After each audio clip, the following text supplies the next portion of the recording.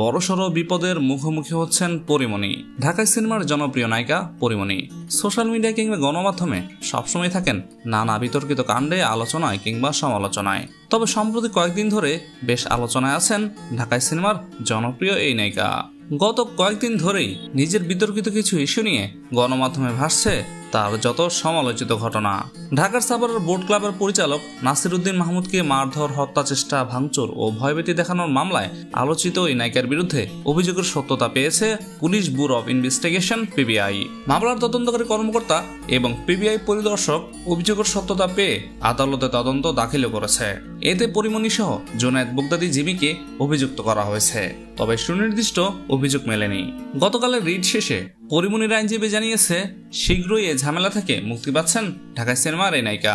অন্যদিকে পরীর সাথে অনৈতিক সম্পর্কে জড়িয়ে চাকরি হারিয়েছেন দেশের মেধাবী একজন পুলিশ কর্মকর্তা। তিনি গুলশান বিভাগের অতিরিক্ত উপকমিশনার এডিসি গোলাম সাকলাইন। সাকলাইন ইস্যুর পরপর পরীমণি নিজের ওয়ালে একটি ফেসবুক স্ট্যাটাস দিয়েছেন, যেখানে তিনি লিখেছেন, bye bye Russell's viper, welcome Pori Moni. এক কথায় তিনি বুঝিয়েছেন রাসেলস ভাইপারের ট্রেন্ডিং শেষ এবং শুরু হচ্ছে পরীমণি ট্রেন্ডিং।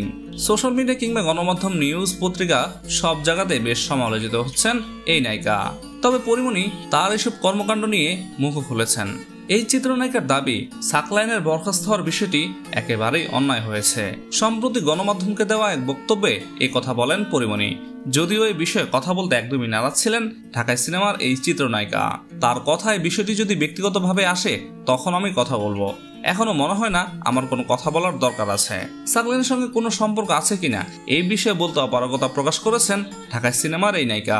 বলতে না চাওয়ার কারণ হিসেবে পরী বলেন, আমাকে রিমান্ডে কি করেছে এটা কেউ কি কখনো জানতে চেয়েছে, তাই আমি এই সম্পর্ক নিয়ে কোনো কথা বলবো না। পরী আরো বলেন, এই সম্পর্কটা কি তা নিয়ে তো কেউ এর আগে কিছু জিজ্ঞেস করেনি, তার আগেই তো এত অপবাদ, এত কিছু। যেখানে সম্পর্কটা ডিফাইন করার আগে এত অপবাদ নিয়ে ফেলেছি, সেখানে এই সম্পর্কটা কি তা নিয়ে কথা বলার জায়গা তো জনগণ রাখেনি। আমার মনে হয় না এটার আর কোনো দরকার আছে যেটা নিয়ে এগোনো যাবে। প্রসঙ্গত, গোলাম সাকলাইন পুলিশের একজন দায়িত্বশীল কর্মকর্তা ছিলেন এবং দায়িত্বশীল কর্মকর্তা হয়েও সরকারের দায়িত্বের বাইরে নায়িকা পরীমণির সঙ্গে অতিমাত্রায় ঘনিষ্ঠ সম্পর্কে জড়িয়ে পড়েন এবং এর যথেষ্ট প্রমাণও রয়েছে। পরীমণির সঙ্গে জন্মদিন উদযাপন এবং নিজের সরকারি বাসভবনে নিজ স্ত্রীর অবর্তমানে সময় কাটানোর মতো বিভিন্ন প্রচার মাধ্যমে তা প্রচারিত হওয়ায় সরকারের ভাবমূর্তি ক্ষুণ্ণ হয়েছে।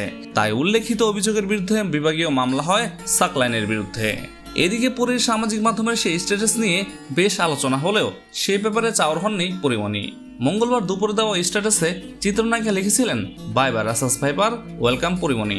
তবে নেটিজেনদের প্রশ্ন, কাকে রাসেলস ভাইপার বলেছেন পরীমণি এবং কাকেই বা রাসেলস ভাইপার বলে বিদায় জানিয়েছিলেন, তা অবশ্য তিনি নির্দিষ্ট করে কিছুই বলেননি।